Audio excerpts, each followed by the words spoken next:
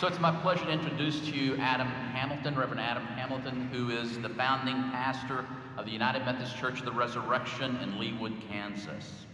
You have his bio in the pending reports or that came to you prior to the annual conference. And instead of just speaking and reading that to you, I want to say a couple of personal things about Adam.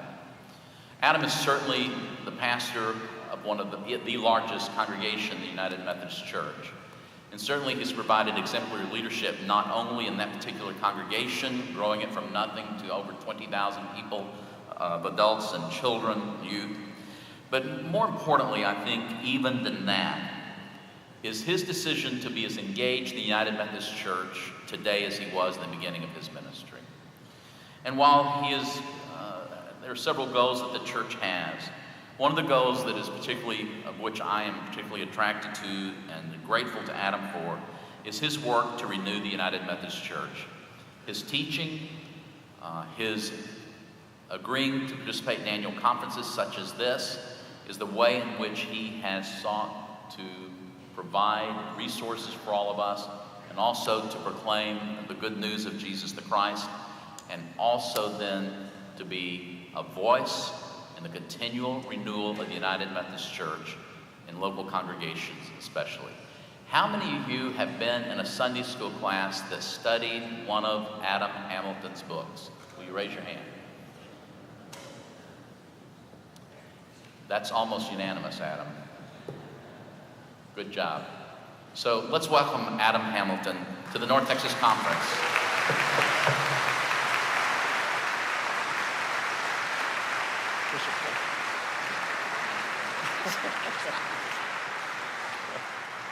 It is a joy to be with you all today. Can you hear me all right? All right. And if I stand out here, is this all right? I'll kind of wander around some today. It is really great to be with you. Bishop McKee, thank you so much for your leadership. I appreciate your friendship, your leadership, and the way that you have not only led your own annual conference, but across the connection. And it's great to be here in this beautiful church. What a great space to gather for worship and to gather for conference. I want to express appreciation to Clayton Oliphant and so many of you who have been examples, mentors, leaders, friends. When I come back to North Texas, I always feel like I'm in some ways coming back home. I graduated from Perkins in 1988, and have had this conference and the people in it have had a profound influence on my life. I was a youth director at New World United Methodist Church for 3 years while I was in seminary in Garland, and I learned an awful lot there. Bob Robertson, who many of you remember, was my senior pastor, mentor, and friend, and his influence on my life continues to the present time. There are many things I learned from him, and I'm profoundly grateful for him. Working with CCYM, working at church camp, Conference Church Camp, again, a huge influence for me. I noticed they're handing out the outlines. If you don't have an outline, would you please raise your hand, because I'd like for you to have one so you can fill in the blanks as we go along. All right, looks like a few people still have their hands up in the balcony as well. If somebody can make their way up to the balcony, that would be really great too. And so I want to just begin by saying that over the next 3 sessions that I'm going to be with you, I'm going to try to share with you some of the things that we have learned at Church of the Resurrection that have been pivotal in the church's growth and development over the years. My hope and prayer is that by the time I'm finished in my sessions with you, you would say there are at least 4 things that you take home with you to your local church. You'd say, hey, I got 4 great ideas, or I was moved in this way, or I was inspired in this way, and I hope and trust that that will happen. I want you to know that we have been praying as a congregation for you. So how many of you have received a note from somebody from Church of the Resurrection? Good. If you haven't yet, my hope is that you will soon. If you're a pastor, all we had was the names of pastors in the churches. But at Church of the Resurrection, we commit before I go speak at an annual conference to pray for every church for 30 days straight, and to pray for the pastor and the people of that congregation for 30 days straight. Also the superintendents and the bishop. I'm praying for Bishop McKee every day this month. And I want to thank Corey Knott. Corey, are you here? Corey, thank you for sending a note back to my people who were praying for you. They came up to me on Sunday and said, I got to tell you, I've been praying for churches and pastors for 6 years, And this is the first time anybody wrote me back to say, thank you for praying for me. And that was a huge encouragement to them. They were like, it was awesome to get a note back from the pastor whose church I was praying for, so thank you for that. Really appreciate you thinking about the people on the other end who are praying for you. But they're praying for you every day, and they're praying for God's blessings in your churches and for encouragement and for good things to happen in your ministry setting. I want to just say a word about Church of the Resurrection. Some of you know about the congregation. In 1988, I graduated from Perkins. In 1990, I was assigned to start the church. My dream was to start a church for thinking people who were non-religious or nominally religious. So my goal was to find not the people who went to church. So we went to start the church, and the conference handed me a note and said, this is the percentage of people who go to a Methodist church in the area where you're starting the church. And I'm like, well, that information is just not helpful to me, because I don't want those people. They already go to a Methodist church. I'd like to find the people who don't go to church anywhere, and those are the people I would like to reach. And the community I was assigned to had a high number of people who had undergraduate and graduate degrees, a high number of professionals, and so I wanted to reach thinking people. And that came out of my experience at Perkins, where I found my faith was challenged and stretched, and by the time I was finished at Perkins, I felt like I understood a little bit about how non-religious people think and how I wanted to help them come to see why we needed Christ. And so the aim of the church was to start a congregation for those kind of folks. We were assigned to start the church in June of 1990, and it was my wife and I and our 2 children. Our kids were 3 years old and 2 weeks old. I was 25, LaVon was 26. And that's where we began. And with this vision of building a Christian community where non-religious and nominally religious people are becoming deeply committed Christians. We began looking for a place to meet, and the only place we could find, all of the schools were filled with churches. It was a booming new community, sort of like some of the communities around here in North Texas. And so all of the schools were filled with churches. The only place we could find to meet was the McGilly Chapel Funeral Home. And so we found this place, and we thought, okay, and they offered it to us free of charge, and we were grateful for that. It felt like a God thing. And so we tried to figure out, well, what are we going to call the church that's going to meet in a funeral home? And we thought Church of the Resurrection seemed like the perfect name for a church meeting in a mortuary. We used to kid around, so we would show up on Saturday, LaVon and I and our 2 kids. Of course, Becca was in a little baby carrier, and Danielle was 3. And Danielle would sharpen the pencils for the attendance notebooks, and she would set out the hymnals, and I would put out the real estate signs with our church name on them, and we'd put up the banners, and we'd get it set up. Every once in a while, we'd show up on Saturday afternoon, and there would be someone lying in state in a casket. And so, the funeral director would come close the casket. That was from the visitation. The funeral would be the next day, and we would roll the casket down to the casket storage room, and then we would set up for church. It was kind of a creepy place to have worship, but it was also, great. We said that people were just dying to get into our church. And it's been an amazing adventure since then. Today, during the school year at least, on a given weekend, we'll have between 11 and 13,000 people in worship at all of our campuses. We have about 22,000 adults and children who are part of the congregation, a budget of about 25 or 26 million. We have 4 campuses and an online presence. And each year we receive somewhere between 1,000 and 1,500 new members, 2/3 of whom self-identify as having been non-religious or nominally religious before they started coming to the church. So we've been reaching the people that we're trying to reach. We have campuses in multi-ethnic areas. We have campuses in a little more blue-collar areas, and then a couple campuses in more white-collar areas. We have at one of our campuses about 50 to 100 former prostitutes every week who are part of the congregation alongside CEOs and business people sitting next to one another. And so it's a pretty diverse group. If you came to our Leawood campus, you would find that we are about 90% Anglo, and our community around us is about 95% Anglo. And so we're trying to be more racially diverse and doing everything we know to do that. We are a part of a major initiative in Kansas City called Allies for Racial Justice, with Emmanuel Cleaver's church, another prominent United Methodist church in Kansas City, trying to break down the racial barriers in our city. We have a major emphasis on work and justice in the city when it comes to the poor, and especially as it relates to children, and a whole host of other things I'll tell you about while we're here. I want to suggest to you that the conversations around the future of the church are really important. And in this conversation, I'm not speaking about whether we go with a one church model or some other model for the future of United Methodism. I'm thinking about the future of the church, period. We're in a time where it's really hard to be a church leader. It's really hard to be a congregation that wants to reach new people in a period of time in which 2 factors are taking place. Well, several factors. One is that people are waiting to have children until they're older. And you may remember that one of the driving reasons why people start going back to church is because they start having children. So when people would have children in their early or mid-20s, then people started coming back to church in their early or mid-20s. Remember, so many people leave when they turn 18. Like just this weekend, I was telling the story of a Resurrection member who went to, her parents were preachers, missionaries. She said by the time she was 12, she had memorized 2,000 Bible verses and read the Bible 4 times through. At her parents' insistence, she went to Bible college. This was not a Methodist. She went to Bible college for a year. And by the time she was done with Bible college, she said, I am never, ever, ever, ever going back to church. And she stuck to that for 40 years and finally made her way back at Church of the Resurrection. In any case, many people start coming back to church when they start having children, but we've moved from having children at 25 to having children at 35. And part of the challenge with that is the longer I'm away from church, the less likely I am to bring my children back to church, because I'm pretty used to 12 years of not going to church or 17 years of not going to church. It becomes more challenging.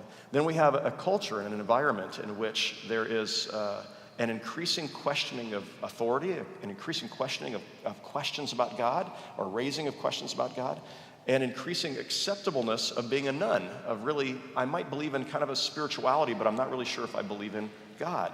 And so that's part of the waters that we're doing, we're fishing in as fishers of people. And then we find that many of our congregations are aging congregations, and the older the average age is in your congregation, the harder it is to reach younger people. Because now I'm a young person in my 20s or 30s coming to church, but everybody looks like my grandparents or my parents, and I really love my grandparents and my parents, but I'm looking for people like me to hang around with. And so this becomes an increasing challenge as well. There are many reasons why we're struggling when it comes to what's happening in our churches, but I'll just tell you it's universal. It's not just United Methodist. In fact, over the last 5 years, Southern Baptists have declined faster than United Methodists have in worship attendance. So this isn't, for a period of time, the Southern Baptists were eating our lunch, but today they're declining even more rapidly than we are, and they're wringing their hands and asking the same questions. The Pentecostals too, same questions. Now, in certain areas, you can find really big mega churches that continue to grow, or you can find really vital, smaller, medium-sized churches, but they're the exception to the rule. They're not the norm.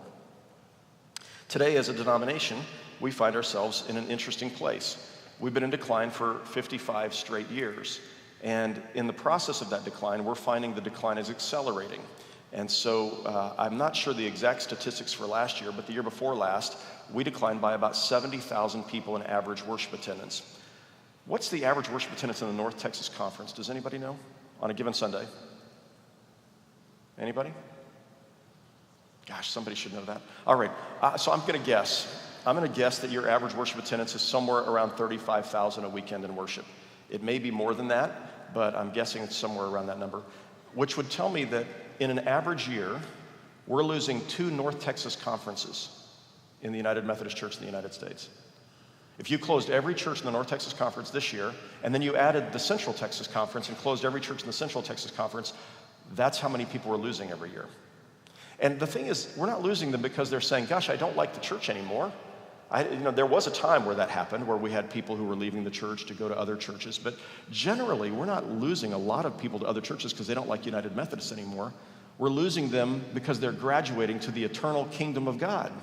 Right? Our average age in the church is around 60, and we have a large number of people who are in their 80s and 90s who are graduating, and we're not replacing them. Right? And the fun way that we used to replace them was by having babies, but our folks at an average age of 60 are not producing very many babies anymore. We don't have a lot of Abrahams and Sarahs out there who are making this happen. Now, a frightening, or even more disconcerting statistic is that while our worship attendance has declined over the last 5 years by more than 10%. Our baptisms and confirmations are down by more than 20%. So that's a leading edge number, right? We know that if your baptisms and confirmations are down, that means you're bringing in far less children who are replacing the people who are dying. So this is a little bit of where we find ourselves today. I don't want to be a wet blanket. I just want to say we got to recognize that that's the reality that we're living in, a world that's challenging, and a situation in churches and in the United Methodist Church where we're in need of some kind of change. And we all remember doing the same thing over and over again and expecting just different results is the definition of insanity. All right, so what we're going to do today is we're going to talk about, I consider these talks leadership revivals. And we're going to talk about 3 areas in which if we improve in these areas, we'll see better results. It's almost universal. Everywhere I go around the world, across the country, when I look at vital churches, these 3 areas are really pivotal.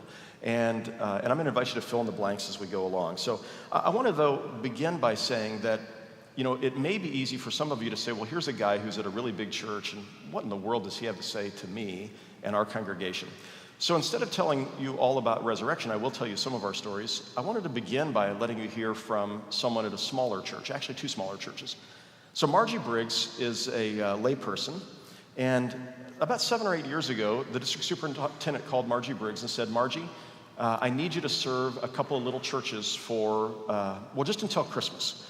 We had to make a change. The student pastor wasn't working out very well, and we need you to go to Drake's Chapel in Calhoun.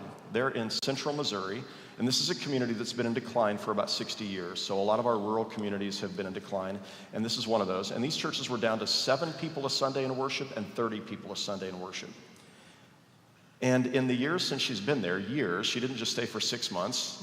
Margie ended up staying now, I think she's 7 or 8, maybe 9 years in. In the years that Margie has been there, the church has gone, the smallest that had 7 has gone to about 45. And the church that had 30 has gone to about 85. So the smaller church grew by about 600%, and the larger church grew by about 150%, a little more than that. I wanted you to hear, we sent a film crew there to interview her lay people and to interview Margie to find out what made the difference. How did you turn this around? Take a listen to her story.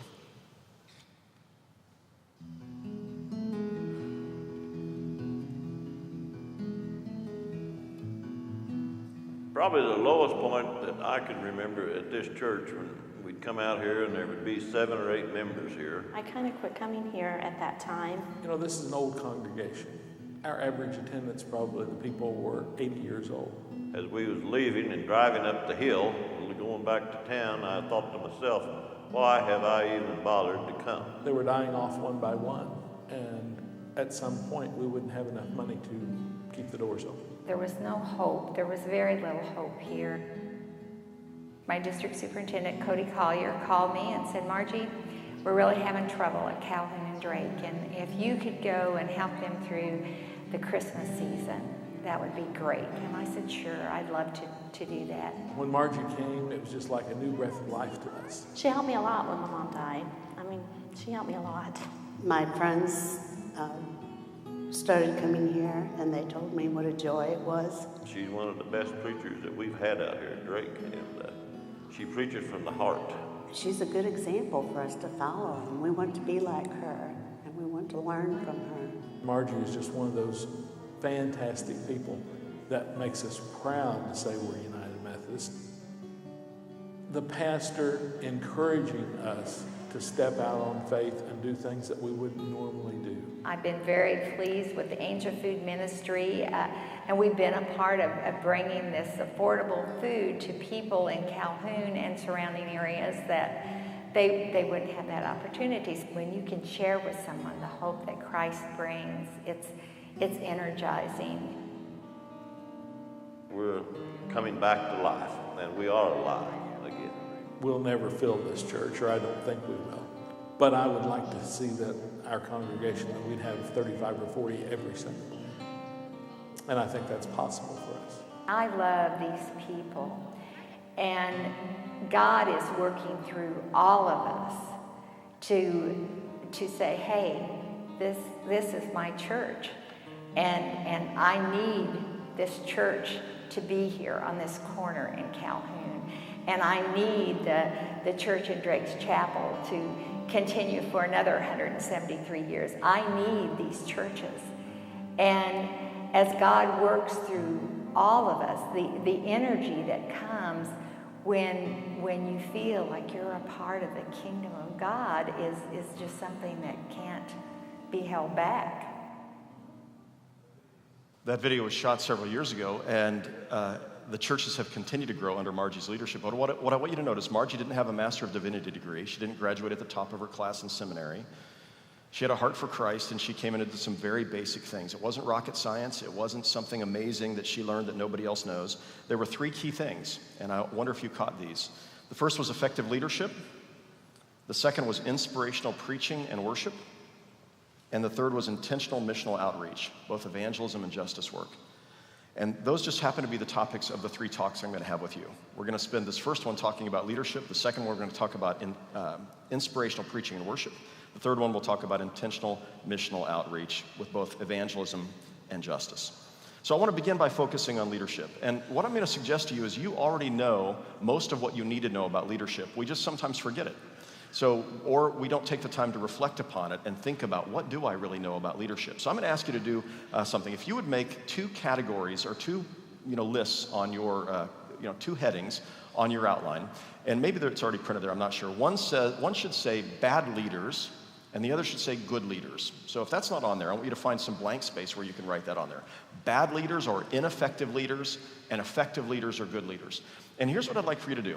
I'm going to give you 60 seconds, and I want you to think about the worst leader you ever worked for, all right?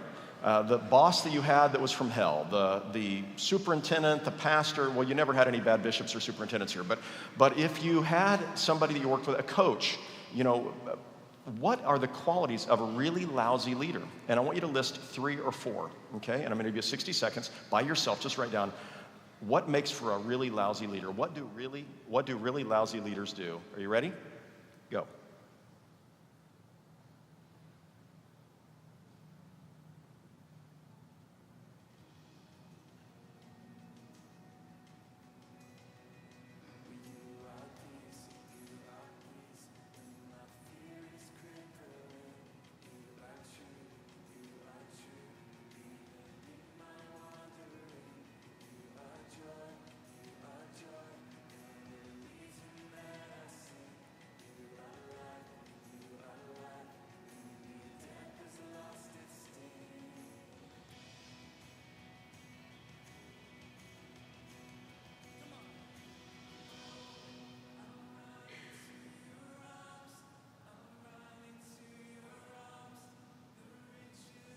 Ten seconds.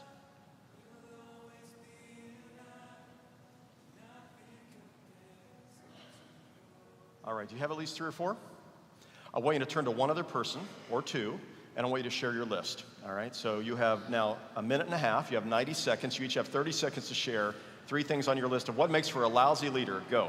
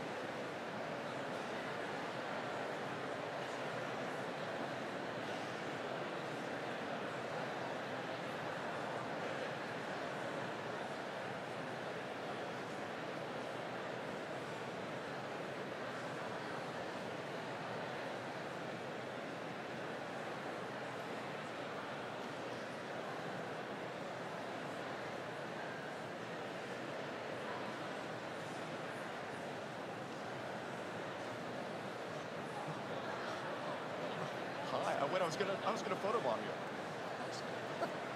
Gosh, wait, she's getting one right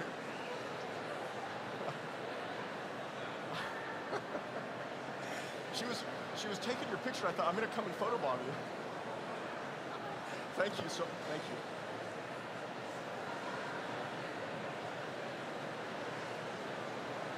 All right. So you've got a list. You've got the beginnings of a list of the traits of a lousy leader. Okay, so here's what I want you to do next. In silence, I want you to write down 3 or 4 traits of the very best leader you ever worked for. Or maybe you never worked for a great leader. Maybe it was an inspirational leader you know of. Maybe it was a great football coach, or it was a president, or it was a bishop, or a pastor, or a leader of some kind. But what makes for a great leader? Okay, 3 or 4, and you're going to share those with somebody in just a second. But take the full 60 seconds to think about the 3 qualities of a great leader. Ready? Go.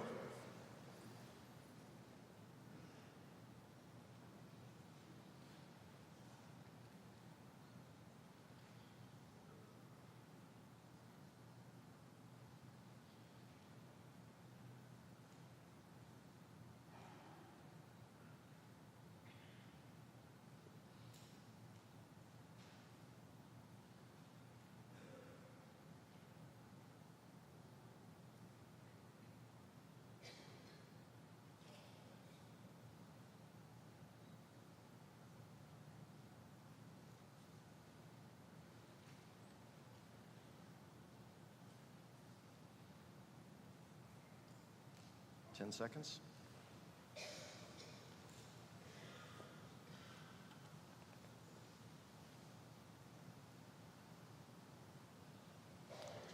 All right, if you'll turn to one other person, and I'd like for you again to spend a minute and a half sharing with each other what are the qualities of a great leader.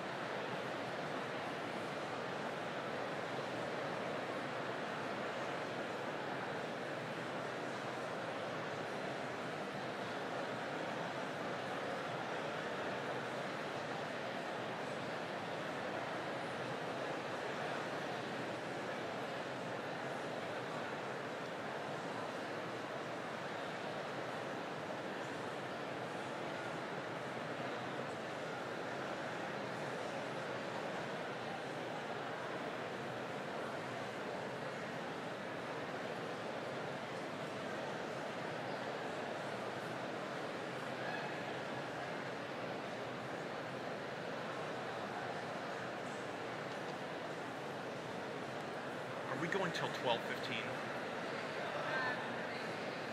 Okay, perfect. Thank you. Great to see you all.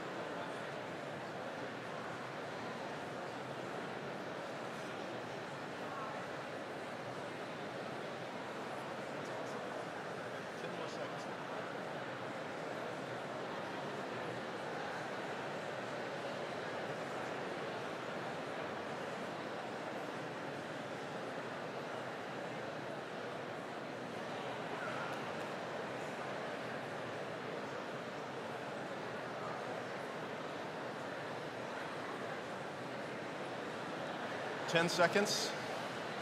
9, 8, 7, 6, 5, 4, 3, 2, 1.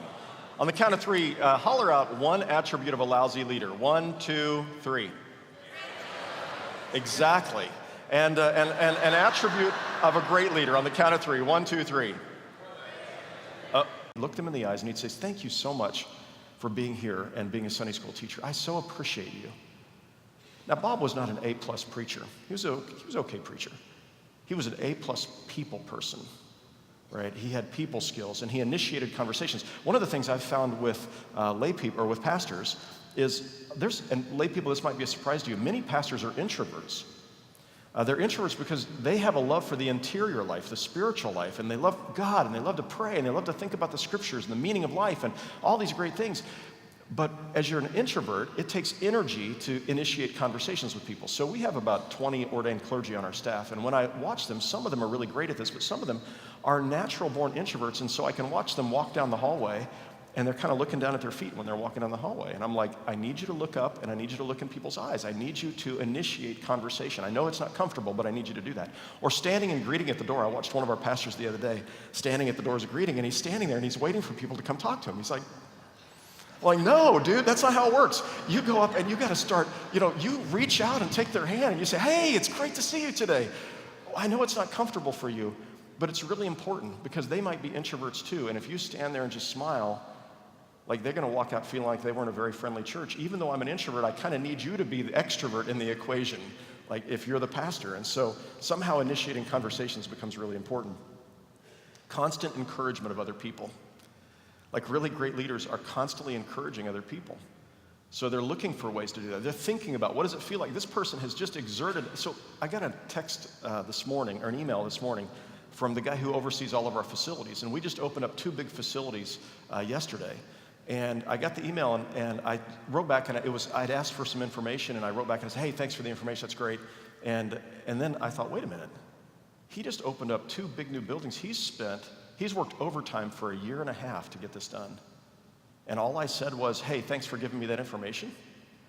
So then I had to have a gut check, and I went back and I wrote him another email. I said, I want you to know that these buildings wouldn't be standing were it not for you. And I know you put in so much time and energy into this to making this happen. I'm so proud of what you did. It was awesome, really awesome. You see, people need that, like when they're worn out from having, put out. And so I'm thinking about, I was at I've shared this story, some of you may have heard it before at our Leadership Institute, but we have a convenience store near the church called Zips. And there's a gas station there. And several years ago, I went in to pay for my gas. And there was a line of people, and the woman at the cash register was just not very pleasant. What do you need? What do you want? What do you have? And then she'd slam the cash register drawer shut, when she was done, and people would walk out, and I'm bracing myself for the encounter with this woman. And then I had to stop and go, I wonder why she's so upset today. And so in my mind, I'm trying to think, why is she so upset today? And so I created a narrative in my mind. I imagined that she was a single mom who had a kid at home sick, and she's working at a minimum wage job where nobody says thank you. And I'm thinking this has to be a discouraging, just draining job. So I thought, what can you say nice about her? I didn't know anything about her. So I looked at her and I saw her glasses. And I walked up and she said, what do you need? And I said, well, hold on a second. I just want to say, I love your glasses. Where did you get those? They look really, they're striking. Now you got to be careful and I watched this tear form in her eye and her lower lip begins to quiver. She said, that's the first nice thing somebody said to me at this job since I started working here 6 months ago. Thank you for being nice to me today. And as I walked out, I listened to the next customers, how can I help you today? How can I help you? She just needed one person to be encouraging. So what I find is, leaders that people want to follow are people who are encouraging other people. They're constantly thinking about how can I encourage other people? This ties in with something else that I learned from Benjamin Zander, who was the director of the Boston Philharmonic. And you may remember this, maybe you've read his works. He's done a lot on leadership.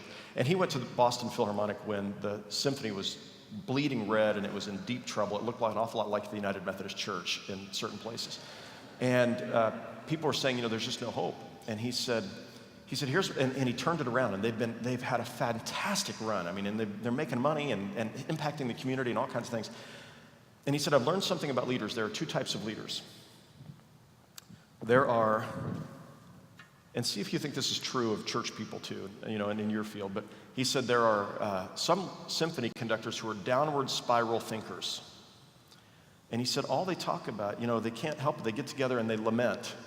And it feels good to lament sometimes. We need to lament. There is a whole book in the Bible called Lamentations. There's a whole category of Psalms called laments. So we need to lament sometimes. But these symphony conductors get together, and even with their musicians, and they say things like, doggone it, nobody listens to good music anymore.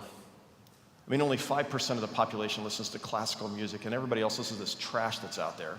And look at what's happening in the schools. The taxes, they're eliminating the programs because tax revenues, they're eliminating music programs. Like, how are we going to ever produce good musicians if the schools aren't doing their job? And they go on and on with the kind of lamenting about how horrible things are. And then he said there's another kind of leader. And by the way, all of us like to do this sometimes, and we like to hang around with people who do that sometimes. So we preachers, lay people, you just need to know, sometimes we get together and we complain with each other. We complain about the bishops, we complain about the General Conference, we complain about the general boards and agencies, about apportionments. Sometimes we even complain about lay people. Nobody in North Texas, but in other conferences I've been to, they tell me this. All right, just like lay people complain about their pastor sometimes. But Benjamin Zander said that there's another kind of symphony conductor, and he said they radiate possibility. They see the same information that these folks over here see. But as a leader, they realize, if I stay in lament mode, nobody's really inspired by that. Nobody wants to go out and tackle the world by being in lament mode.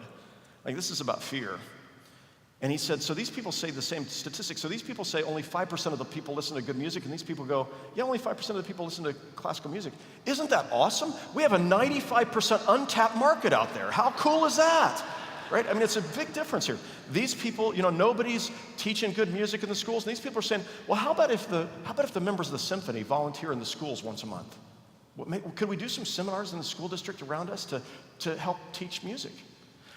These folks over here complain about, are lamenting the fact that nobody comes to classical concerts, and these people over here go, what if we did a pop series where we brought in, where we brought music from Star Wars together, or we had, some pop musician come and sing with the symphony? Well, maybe we could get people to come out and listen to our music who have never listened to it before. What if we had symphony concerts where we explained classical music for people who know nothing about it? Because one of the big barriers is, I don't understand the music.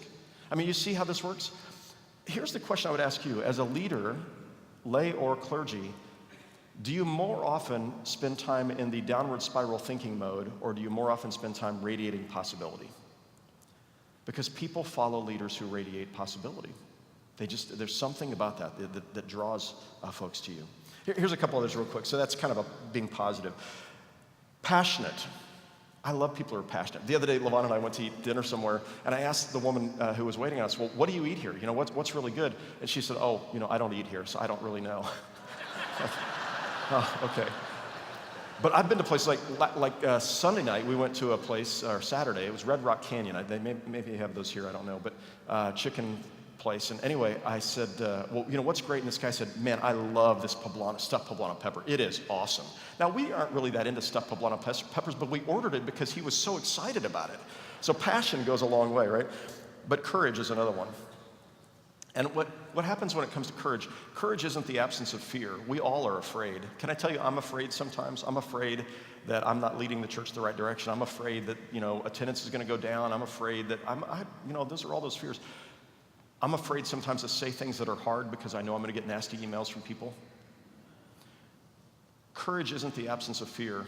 Courage is doing the thing you believe is right even though you're afraid. That's what courage is. And so we need courageous leaders. All right, two things that good leaders say frequently. They say, I am sorry, and they say, thank you. I am sorry. I've learned to eat crow and think it tastes good. There is something about being able to, and I think about in Proverbs, it says a gentle answer turns away wrath. It's amazing what happens when somebody's really hot and mad about something and you have a chance to say, you know what, you might be right about that. I hadn't thought of it that way before, and I'm really sorry. I didn't mean for that to come across that way. Thank you for letting me know about that. Versus getting defensive, which just further alienates and angers people. And then the other thing is just regularly to be thinking about, how do I say thank you? By the way, these are two keys to staying married, too. Tomorrow, my wife and I are celebrating our 36th anniversary tomorrow, but we're going to actually go out to dinner tonight and to celebrate. She's here with me.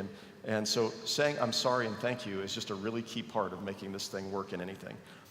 So one quality of a leader that I can't teach, I really have to show, is seen in this clip. It was years ago, and I was doing a baptism in our Sunday evening service. There was about this many people in worship for that Sunday evening service. And I just want you to watch and see what is the attribute of a leader that you see from this video clip. Take a look. What name is given this child? Tara Lynn Cook. I baptize you in the name of the Father and of the Son. There we go. And of the Holy Spirit. Amen. And with this oil I anoint you in the name of the Father, and the Son, and the Holy Spirit. And may God's Holy Spirit fill you today that you might grow up to be a great woman of faith. Amen. Amen. Now, this little girl is going to need your love and care. She's going to need your encouragement and your prayers. She's going to need you to be her church family. I ask you, will you do these things? Very good. Let's pray together. Lord, bless this food. Bless this food.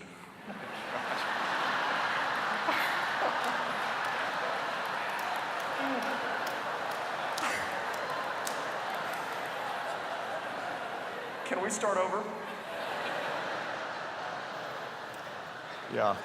So what's the leadership principle there? That's don't take yourself too seriously, right?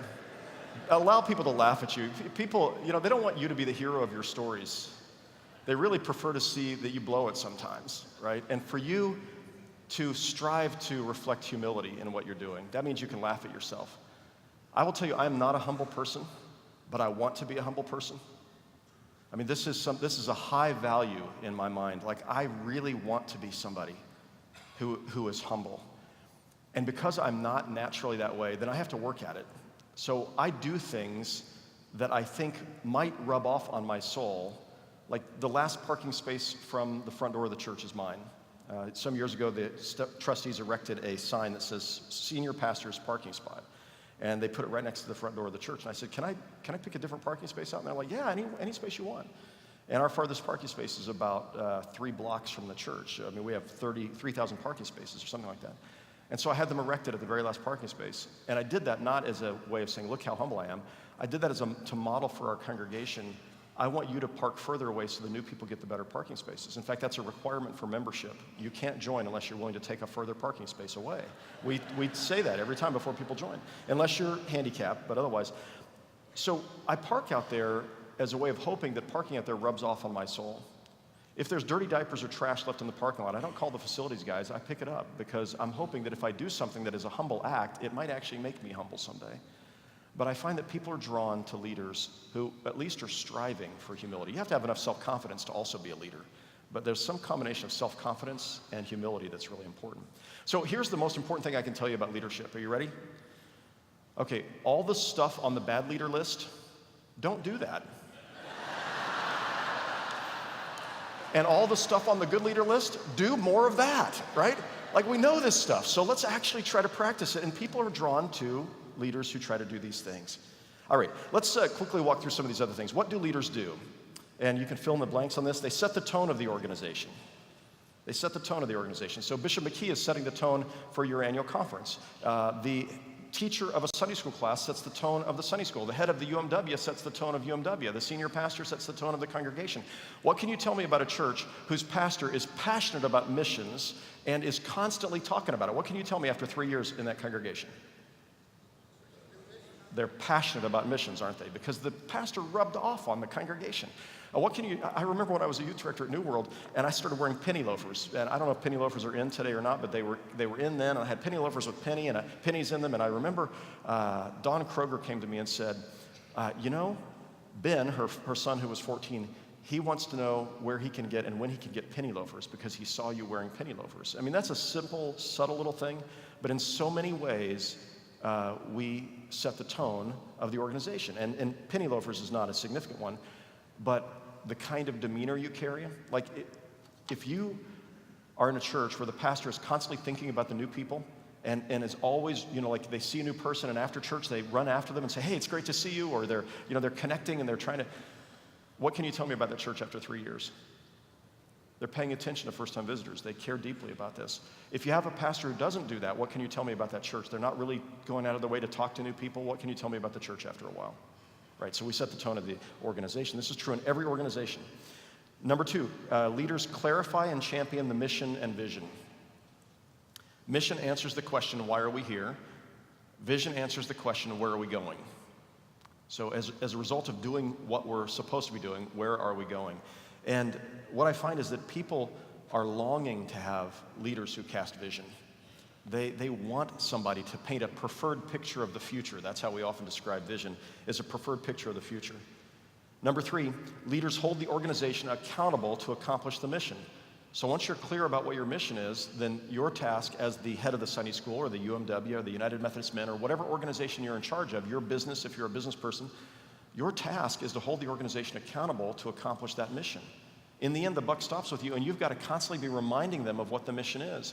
So, I learned this from Rick Warren years and years and years ago with the Purpose-Driven Church, but the idea is at least once every 28 days, you've got to remind people why you exist as a church. Because we quickly forget, and when we forget why we exist as a church, and the church exists for the salvation of the world, right? The church is the body of Christ seeking to do God's work in the world. However you define what the church is, it's always out there somewhere, and it's in here. But if we forget and nobody's reminding us that it's out there, then pretty soon it's only just in here. And so churches begin to circle the wagons and they become very self-absorbed. Number 4 is churches are responsible for preparing the organization for the future. So whether church or UMW or men's group or whatever the organization is, for the future by leading change. By leading change. The world is constantly changing. Right? In fact, the pace of change is so fast, it's just mind-numbing sometimes. And it's not that the gospel changes, but the language we use about the gospel, or the way that we approach the gospel, or the way that we share the gospel, or how we do church, that's got to be changing, right? And the thing that I know is that most of us don't like change. I used to think I loved change. I mean, I thought change is my middle name. I mean, I'm a change driver. I'm a change agent. And then one day, a couple of our staff came to me and said, hey, we've got some ideas of some things we'd like to change. And I gave them 10 reasons why we shouldn't change them. And I realized something. I only like the changes I initiate. If you have an idea, I'm not that interested in your change. But if I'm changing it, it's just a brilliant idea. And so, because we tend to like the status quo, we resist change. Tell me what's going to happen if this Sunday you felt like, if Jesus himself told you to change your worship times, how would that go? Like, that's a pretty simple little thing, right? Changing worship times. But can I tell you that we struggle for months and months about change. There are 2 big changes I would make to our worship schedule at Resurrection Leawood today, except I'm afraid we're going to lose half the people in those worship services if I made those changes. Because we resist change, right? And so part of the task of a leader is to lead change. And that means that we've got to be able to do some of these other things to be able to help us do this. So I want to mention, and many of you have read this book, John Cotter, who taught at Harvard Business School for many years in leadership, wrote a book called Leading Change. This is back in the early 2000s, I think. But what he said, I think, is really important. He talks about managers and leaders. And so I'd like for you to write these things down. Managers, 4 things managers do, 4 things leaders must do. Managers plan and budget. Leaders establish direction and cast vision. So managers plan and budget. Leaders establish direction and cast vision. Managers develop policies and procedures. They develop policies and procedures. Leaders align people and resources to accomplish a vision. Managers develop policies and procedures. Leaders align people and resources to accomplish a vision. Managers control and problem solve. That's really important, controlling and problem solving. Leaders motivate and inspire. Motivate and inspire. Managers create predictability and order. Managers create predictability and order. Okay, now listen, here's the last one. It's really important for leaders. Leaders create chaos and change. So, as you look at this list, a good manager is also a leader, and hopefully a good leader can also be a somewhat effective manager. Management is really important. But I want you to think about all the things we do at church council, trustees, staff parish committee, all of the rest of our committees. Are they more management or leadership functions? Strikes me that they're more management functions. So we're designed so our leaders are doing management stuff. We're going to go to General Conference, not in 2019, but in 2020, the next General Conference, we're going to go and we're going to spend 10 days perfecting the book of discipline, right? We are perfecting our rule book for 10 days and spending millions of dollars to do that. And that's a fine thing. It's really important. But I think what we've suffered from in our churches is a lack of leadership. So we're doing management kind of okay, but here's the thing, even as pastors, we weren't trained to be good managers either. I mean, maybe you were, but I wasn't. When I was at seminary at Perkins, I had one class taught by Dick Murray with, let's see, it was a textbook, I can still see the picture of it, Managing the Multiple Staff Church. That was my leadership class in seminary. Managing the multiple, and the assumption was you would have a part-time secretary and you might have one other staff person and you needed to know how to manage them. But what we need desperately today is to know how to lead people. All right, leaders, this is number 5. Leaders evaluate, celebrate victories, and honestly address shortcomings.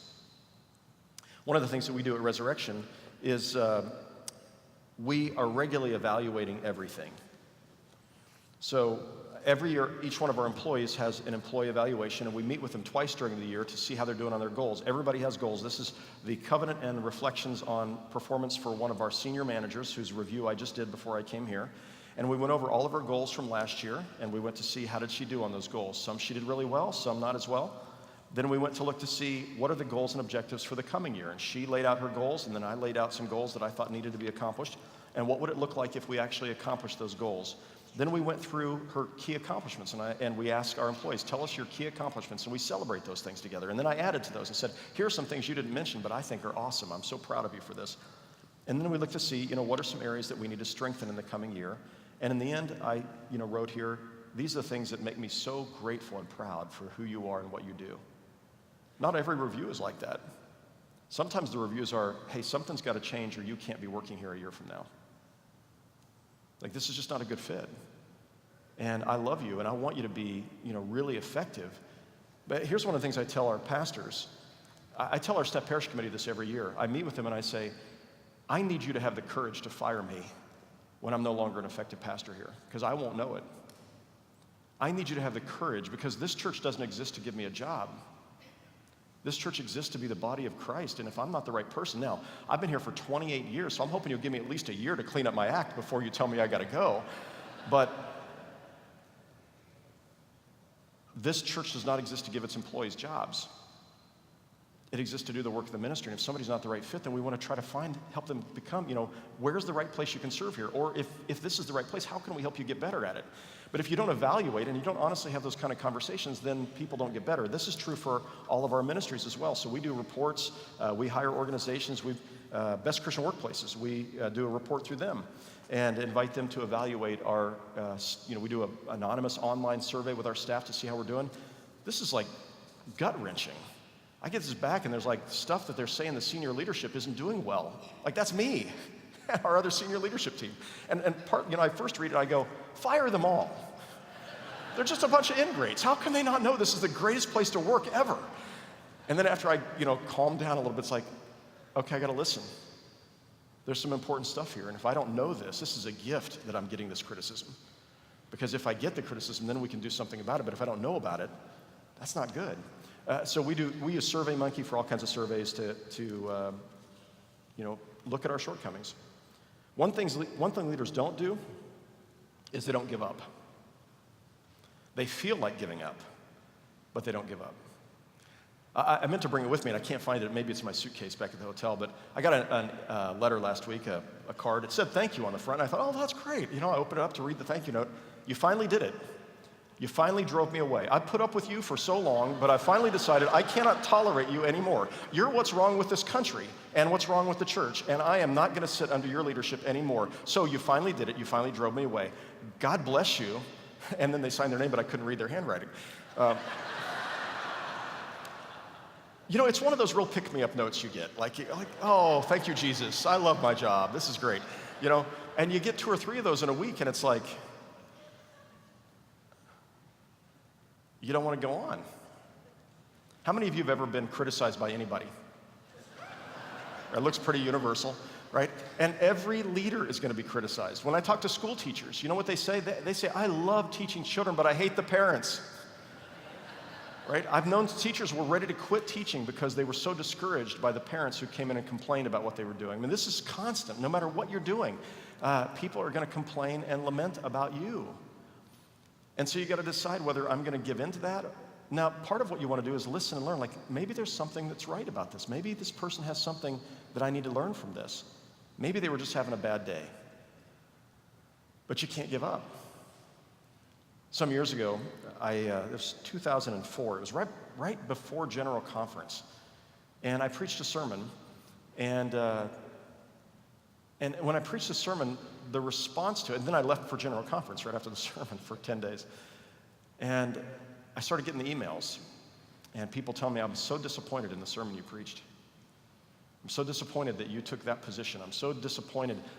Then I started getting emails that said, I don't think our family can sit under your teaching anymore. These are people I led to faith in Jesus. I was there with their family in the hospital at 2 a.m. I don't think I can sit under your teaching anymore. And there were, that year, 800 people left the church. Now, Church of the Resurrection, that's not as many as you might think, but you know what? That was about, 10% of our, maybe 15% of our people. Can I tell you how painful that was? I'd take long walks, and I'm not prone to depression. I'd take long walks and I'm thinking, God, did I fail you? What did I do wrong? Please help me. I thought I was saying what I felt like I was supposed to say. Please help me. Do you want me to quit? Do you want me to leave? And it's interesting, at those moments, I started getting job offers. So, come be the president of the seminary. We really would like for you to come. Would you consider this? And, or come pastor this big church where you're going to get a big increase in pay and you country club benefits and all this kind of stuff. And I remember one night, Levon and I, it was like 6 months into this process. And by the way, when you feel that way, you still got to show up at church and people say, how you doing, Pastor? I'm doing great. Because if you don't say that and you just bleed all over everybody, that's just not healthy. So you have to find a handful of people you can talk to about what you're really feeling. So I remember Levon and I live on 13 acres. We had a couple of horses at the time, and it was the middle of winter. It was very cold, and we were out mucking out the stalls. And I turned to Levon. Now, the church at that time was maybe 3,000, well, it was probably 5,000 a Sunday in worship. And we thought we would retire there at Resurrection because, where else are they going to send me? Even then, we were, if not the largest church in the denomination at the time, pretty close to it. And I said, Levon, I need to ask you, I can't do this for 25 more years. It's too painful. Are you okay if we leave? Like, I feel like I need to do something else. I just can't keep going on. And she looked at me and she said, look, I'll go with you wherever you feel like God is leading you to go. But I have this question to ask you. Is God calling you to leave, or are you running away? And that really chewed at my heart. And part of what I realized was God hadn't called me to leave. I was running away because it just hurt too much. So I decided I think I'm supposed to stay, at least for now. And about 6 months later, like the sun came out again in my heart. And I thought, I'm not depressed anymore. And I feel joy again. And there were a whole bunch of new people who'd started coming to our church, who said, we love the fact that you preach that sermon that way. And we appreciate the fact that this is who you are. And for the rest of them, we kind of wrestled together and recognized, hey, this is something we're going to have to wrestle with. And by the way, that sermon manuscript is in the book Seeing Gray in a World of Black and White, if you picked that up today, if you're interested in it. It's online. You could watch the sermon from way back. But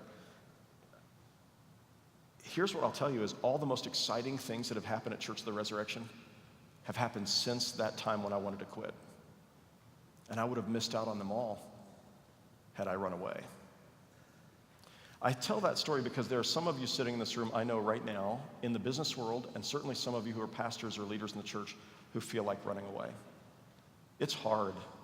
There are times I think, when can I retire? Because I get so sick of getting emails that are picking and nitpicking and just jabbing, and the larger your church, the more of those you get.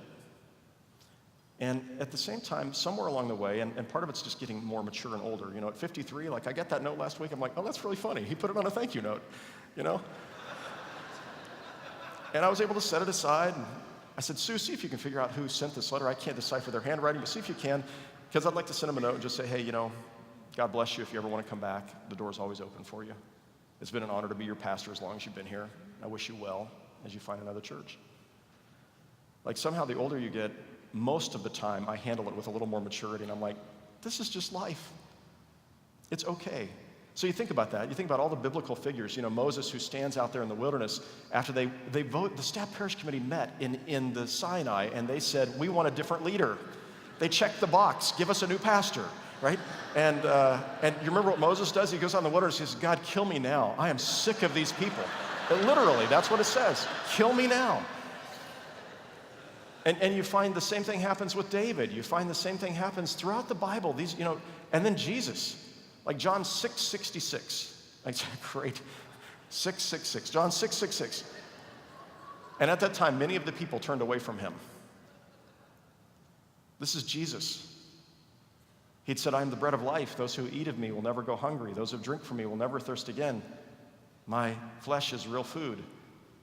Many of them turned away. Then he turns to his disciples, will you leave also? That's Jesus. So if it happened to Jesus, how's it not going to happen to you? So John Wesley, if you think about Wesley, you read his journals. Like, I love it. One time he's standing there preaching, and there's a couple of guys come behind him and sneak up on him and pour a load of manure on his head. Like, they pelted him with stuff while he was preaching. They put him on the front page of the local newspaper, and they just destroyed him, right? In their images of him. One time he was taking a nap between preaching in the afternoon, and they lit the house on fire where he was. This is when he was a little baby. This is when he's a grown man preaching. How many of you have had those things happen to you? If you would, raise your hand. One right over here, okay. So, if Wesley could tolerate it, and here's the thing. The people who change the world, the people who have the greatest impact on the world, are the people who don't give up. They learn, but they don't give up. All right, so I think I have 20 minutes left. Is that right, Bishop? 12:15? That's what they've told me. I think that's right. Okay, so here's what I want you to do. I want you to turn to one another, and I want you to take 1 minute to say, what's the one thing I've got out of Adam's talk so far? All right? Hopefully you can find at least one thing. 60 seconds, turn to one another. One thing you've got.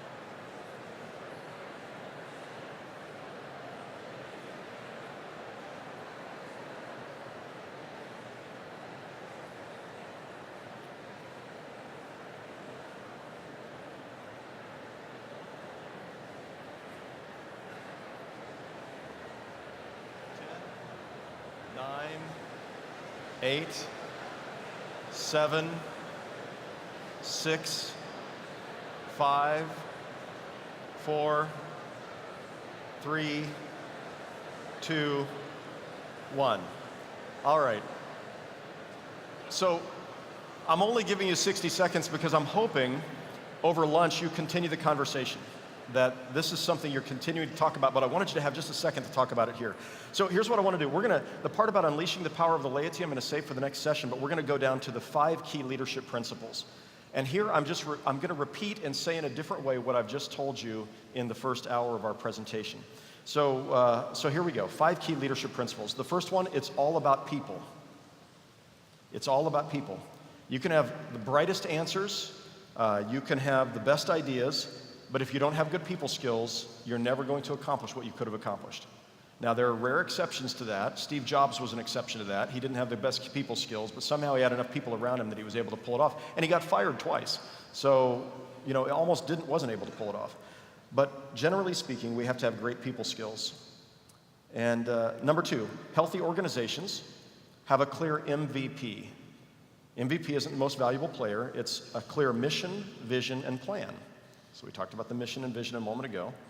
The mission is a clear understanding of why we exist. What is the purpose of our organization? Now, the Book of Discipline says the purpose of the United Methodist Church is to make disciples of Jesus Christ for the transformation of the world. That's a pretty great purpose statement. It's one sentence long. It'll fit on a t-shirt or a bumper sticker, and most people can understand what it means. If your church isn't clear about its mission, then take that one. But it may be that God has called you to a mission that fits under that is consistent with that. It has to be consistent with that. But for us, ours is a little long, but it's to build a Christian community where non-religious and nominally religious people are becoming deeply committed Christians. And so I just ask you, does your church have a clear purpose statement or mission statement? For us, it's in 20-inch letters. As you walk out the doors of the sanctuary, you're faced with it. Every one of our buildings, every campus, you'll see the purpose statement right as you walk out the door. As you're leaving the place, this is why we exist. At the top of the agenda for every committee meeting, staff parish, finance, trustees, it says at the top, our agenda, to build a Christian community where non-religious and nominally religious people are becoming deeply committed Christians. So that the budget is done according to that directive. The finances, the staffing, the facilities are all about helping that to happen.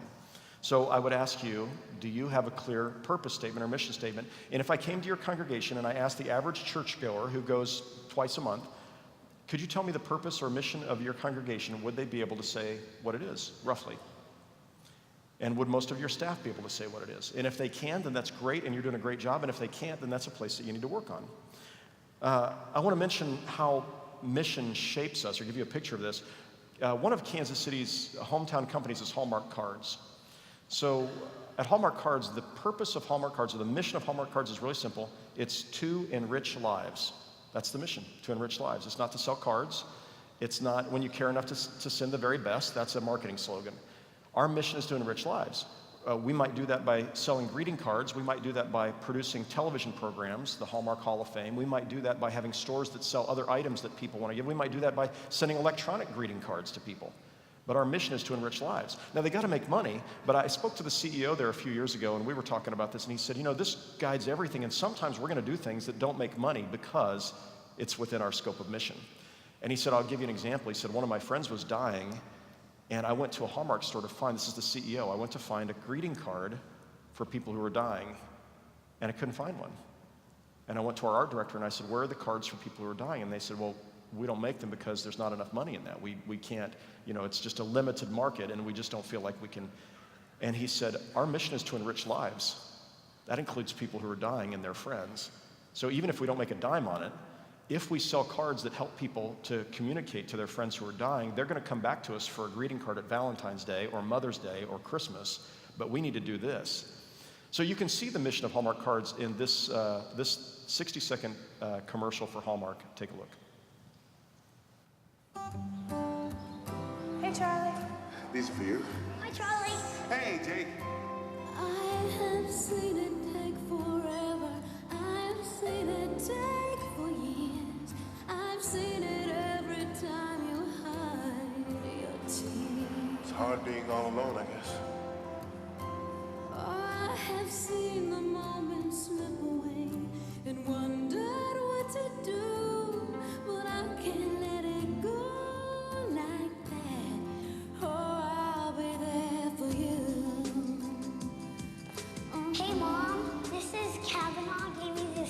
For you. I think he was crying.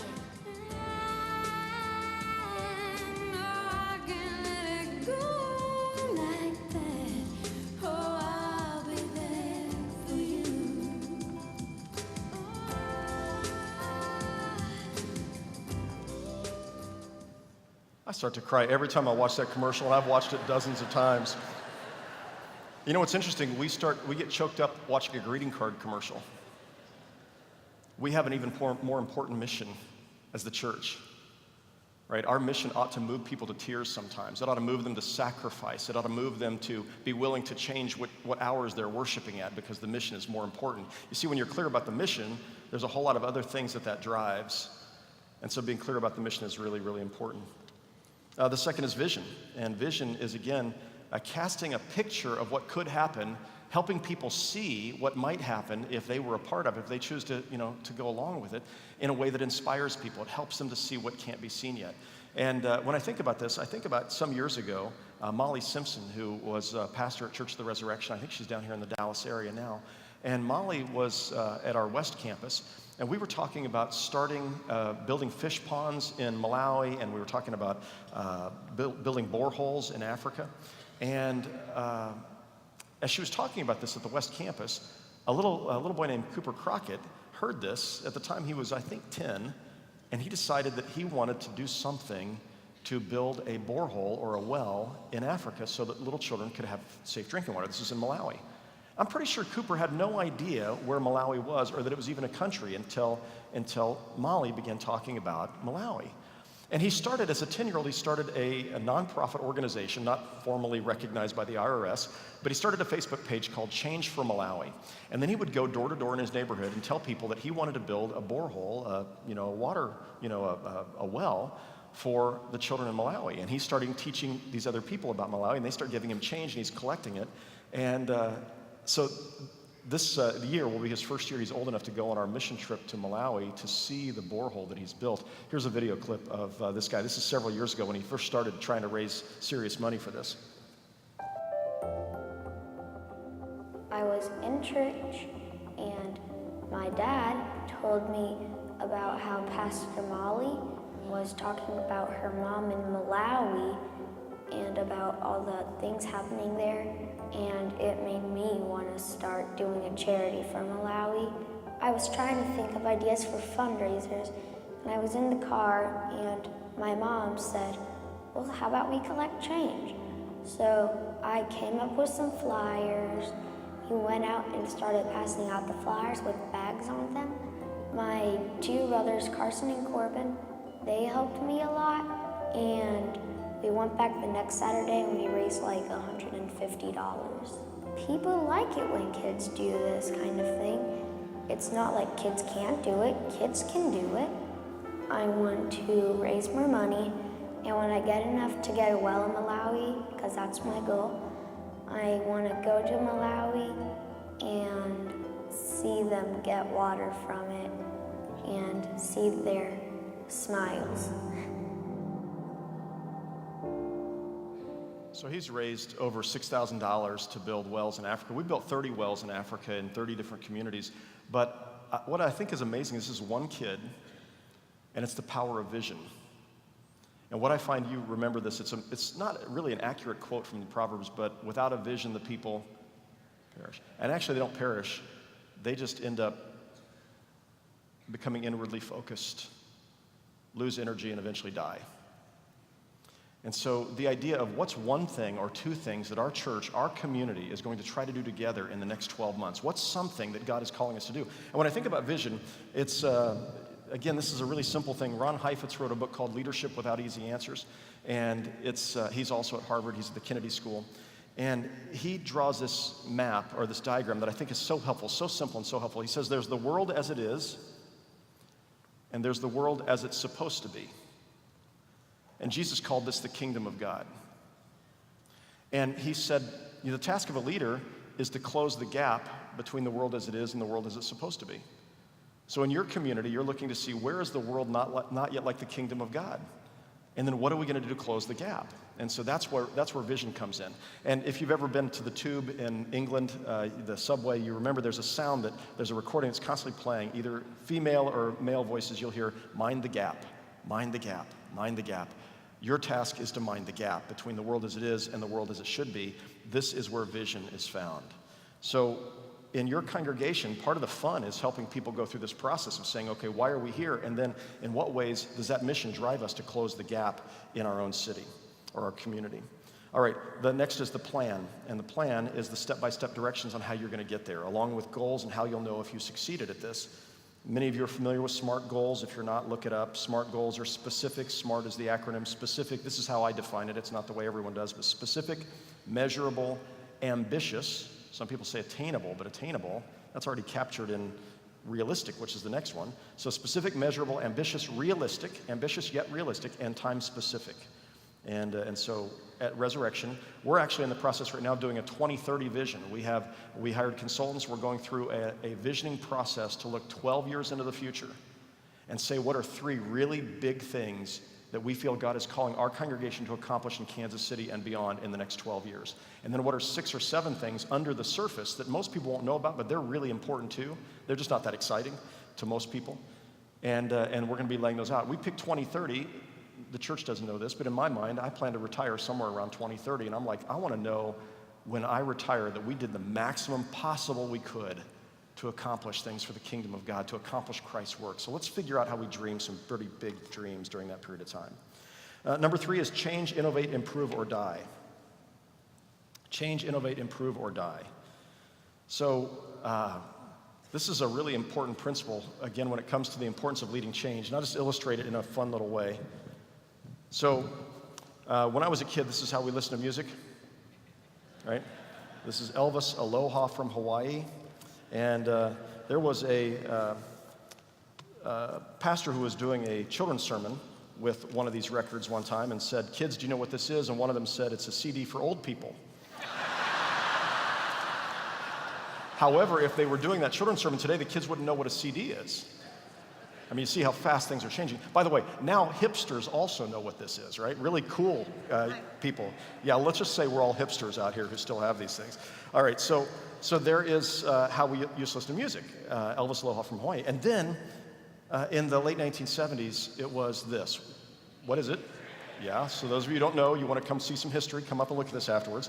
Elvis Aloha from Hawaii, 10-pack. And you remember you'd cram it into, I remember when I changed out my AM radio for an AM/FM 8-track tape deck in my 1968 Chevelle Malibu, and how amazing it was. I could take a shoebox and I could have 10 8-tracks in that shoebox, and I could listen to, 96 songs in my car from anywhere I was, while just plugging these things in. Now, you remember it was a little hard to navigate. Like you had to, because it only went fast forward, it didn't go rewind, so you had to fast forward, and then you hit reverse track. No, you have reverse track, fast forward, that took you backwards to this. Anyway, it was complicated. So then came the audio cassette, right? Elvis Aloha from Hawaii, and suddenly I could fit 20 of these in the same shoebox, and I could go backwards and forwards. How awesome was that?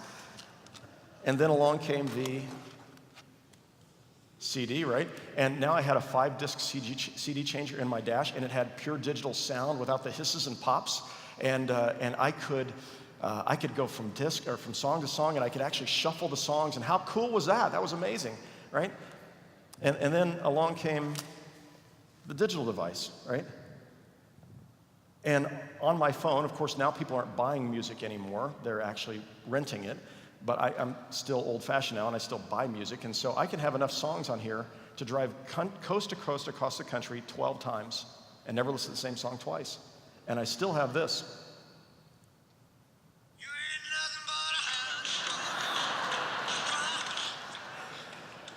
All right, so the world is changing really rapidly, but the thing is that's true in the church too, and if you're not leading change, you're probably, if you're not innovating or changing, you're dying. I promise you that's what's going to happen in your church.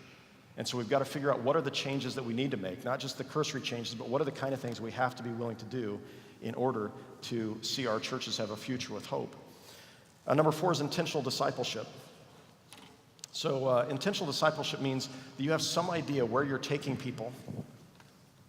Like what, if you're a pastor, a leader of a Sunday school class, the head of the youth group, whatever it might be, but where are you trying to take people? And as a church, where are you trying to take people? So, and I used to describe this, the discipleship pyramid.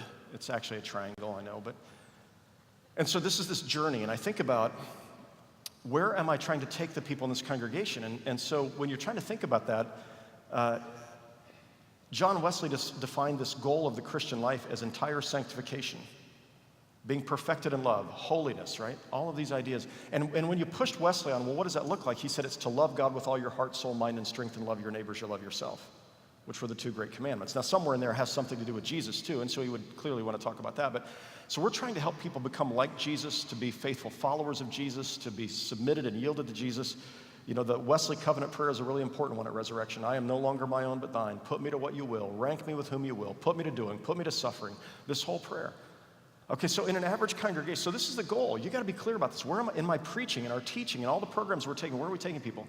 Now, in an average congregation, you're going to find about 10% of your people are nearing entire sanctification. These are people who are so sold out, they'd give you the shirt off their back. They love Jesus wholly and entirely. You see no obvious sin in their lives. Then you've got 20% of your people who are deeply committed to Christ. These are your tithers. These are people who are serving in leadership. They love Jesus. They're reading the scriptures. They're practicing the spiritual disciplines. They're following the 3 general rules, all of these things. Then you've got about 30% of your people who are folks who are, well, they're Christians and they're members of the church, but they would clearly say, I'm not quite there when it comes to giving. I believe I should be involved in missions, but I'm a little nervous about it. I don't really do anything with that. I try to make it to church, at least once or twice a month. Then you've got 40% who are down here, and these are the folks who are, they're members of the church, and they're there faithfully every Christmas and Easter. And when I ask people like this, because I always ask people, tell me your pastor's name, and when they go, oh, shoot, what is my pastor's name? I remember the last one. She had curly hair. She was awesome. That tells me that I probably have one of those people in the bottom 40%, right? So I think about this, and the disciples, where were the disciples after 3 years of being in public ministry with Jesus? Because I'm thinking they were maybe somewhere around here. Why would I put them there? Do you remember what they were debating on the last night of Jesus' life? Which one of us is the greatest? right? Somehow, even with a master's degree, right? 3 years, they had their master's degree, the degree with the master, and they still had not figured out what Jesus was talking about or what he was about to do when he was going to lay down his life, right? And so they're here. I tell people, if I put myself on this chart, I'm here. Like, I think I'm above here, but I'm here. And so we all have a place to grow. If somebody tells me they're up here, they immediately get put down 2 ranks by virtue of telling me this. This is the law of spiritual relativity, and that is the closer we are to Jesus, the more aware we are of our own shortcomings. So the people who are closest to Jesus are more humble. They realize their 3 pounds of gray matter doesn't fully comprehend the God of the universe, and they recognize that they've got a long ways to go. So if somebody tells me, no, I'm one of those deeply committed Christians, Pastor, they're going to head down this way over here. So just out of curiosity, you know, sometimes we want to spend our time here. We want to preach sermons and tell them about the Greek meaning of this word, and all that can be great. And you know, some of these people, they enjoy this too. But where did Jesus spend most of his time? Down here? How about out here without the people who were even on the journey yet? Right? Luke 19:10, the Son of Man came to seek and to save the lost. So, you know, our task as leaders is to ask, how do we engage these people and get them involved in the journey, right? This is Jesus' driving passion, is to reach these people. And then how do we help these people grow? And how do we help these people grow? And how do we help these people grow? And how do we just encourage these people to keep at it? And I will tell you, every ministry area of our church uses this as a model for what we're trying to do. In Vacation Bible School, in Sunday school, in my preaching, this is what we're looking at, intentional discipleship. And we design plans that are aimed at taking people on a journey to becoming entirely sanctified. I'm going to end with this. Number 5 is discernment by nausea. Discernment by nausea. And what this means is that you are going to come to a fork in the road many times as a leader, church leader, in the secular world, whatever. You're going to come to a fork in the road many times. And when you come to the fork in the road, there is one option that is safe and easy and convenient and seems pretty obvious. And the other option is hard and difficult and challenging and comes with some measure of risks, and you're going to probably upset some people. And when you look at those two, one option, you sleep well, and the other option makes you nauseous. It makes you sick to your stomach to think about. Which of those 2 options is most often the Jesus way? The safe, convenient, and easy one? Or the risky, challenging, and hard one that makes you sick to your stomach? When we were a year and a half old at Resurrection, we were meeting in the funeral home, and it was actually a pretty neat place to meet. We had cushioned chairs, a stained glass window. We seated about 90 people in the funeral home. We had 2 services and then 3 services, and we'd outgrown that place. And so we had to find a new place. This is a year and a half in, or I think we had 2 services at the time, a year and a half in.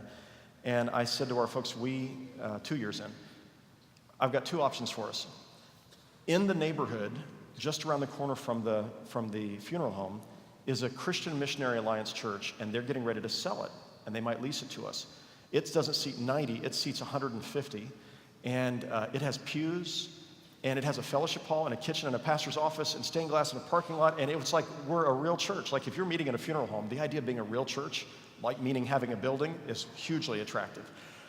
And it would be ours to use all the time. The other option is the Leawood Elementary School gymnasium, which is on the main thoroughfare, and it seats 300, which is clearly more than we need. And we'd have to set up folding metal chairs. We'd have to get there at 6 in the morning to set up. We'd have to cover up the Leawood leopard on the back wall with a big banner system. We'd have we'd be on the basketball court. We'd have to take everything down, and we'd be putting it all away by 1 in the afternoon, after church in that morning. And so we went and looked at both of them, and my leadership team said, well, Adam, there's not even a choice. Of course we're going to go with the church. That night I went home and I was praying about it, and I'm laying there in bed and I'm feeling sick to my stomach, and I'm thinking, going with the church that seats 150 in the middle of a neighborhood, and the church is leaving there for some reason that is in the middle, in that location, or the school gym where every kid in that community has gone to school that seats 300 and that we're going to have to set up and take down.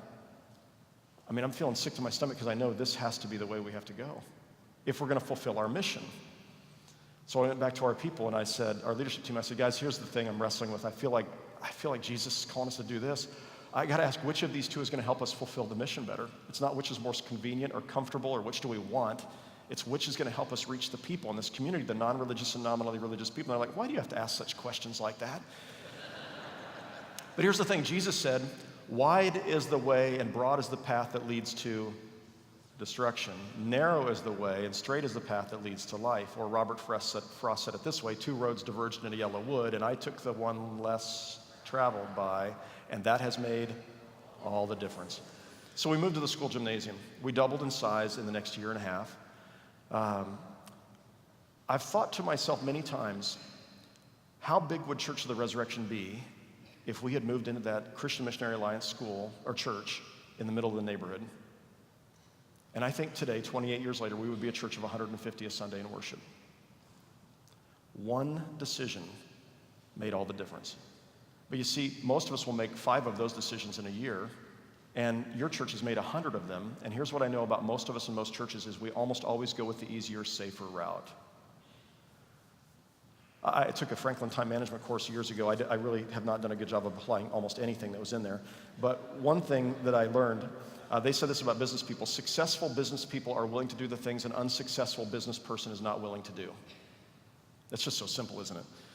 I told you leadership is just, it's not rocket science. Successful churches are willing to do the things an unsuccessful church is not willing to do. So I end with this. Years ago, it was while we were in the elementary school gym, we had a family visited the church, and I went to deliver a coffee mug to their door. It was snowy. I remember because I wrecked my car that day and messed up the front end driving Sunday afternoon to take a coffee mug as a first-time visitor to their first-time visitor home. They were actually from Texas, and they'd moved to Kansas City. They were part of a big church down here in Texas. And when I got there, they invited me in, and I said, hi, I just wanted to bring this coffee mug. It was a way of us saying thank you for worshiping with us. And they said, well, we don't think you can be our church family. I said, well, why not? Well, come on in. We want you to meet our son. And Matthew Joyner was sitting in his seat actually it was a special chair, and he was just sort of bobbing back and forth as he was watching the cartoons on TV. And they said, our son, I think he was 7 at the time, is the language they used at the time, severely mentally retarded, severely multiply disabled, and he needs one-on-one care during Sunday school and one-on-one care during worship. We came from Texas, where we had a big church in the Dallas area that had people take care of him, and you're a little church, and we couldn't possibly expect you to do that. And I said, Ann, if you'll tell me what Matthew needs, if you'll write it out for me exactly what he needs, I promise you that these are the kind of people that in 2 weeks will have a ministry for him. We will do whatever it takes to be your church family if you'll just tell us what he needs. She wrote it out for me the next day. I went to church the next Sunday to the gymnasium, and I said, we had about 150 people there. I said, this family visited last Sunday, and there's this little boy, and he needs one-on-one care during Sunday school and worship. There's 4 Sundays in a month, sometimes 5, and we need 1 person to volunteer in Sunday school and 1 during worship, so that's about 10 people a month we need volunteers. I told her, you're the kind of people who would do whatever it takes to welcome her son and her family. Please don't make me out to be a liar. How many of you right now will lift your hand and say, I'm willing to do this? And I just stood there. 20 hands went up. And that was the beginning of our Matthews ministry. Today we have almost 300 special needs children, youth, and adults from across the Kansas City area who are part of our congregation. Some really amazing things, but I wanted you to hear from one of them, and this is how we want to end. Take a look at the video. Matthew was my inspiration to come to this church and be in his ministry. When Matthew Joyner and his family joined Resurrection, no programs were available to meet his developmental needs. This created an opportunity to minister to those with special needs and to reach out into the community with the love of God. You have the opportunity to be part of this wonderful ministry. Programs include Bible study classes for adults, one-on-one caring during worship times, Sunday school classes for students, and family night out. This event is an evening of fun, crafts, games, movies for all ages, and fellowship around a meal. Be close to Jesus and other special needs students. Yes, we just need that. This is not a want, it's a need. So here's my question for you. Is if the Joyner family visited your church, would you say, we're sorry we can't accommodate your needs? Or would your church say, we'll do whatever it takes to be your church family? And the difference between those two is leadership. It's been a joy to be with you today. I look forward to seeing young clergy at lunch and seeing you later on this afternoon. God bless you.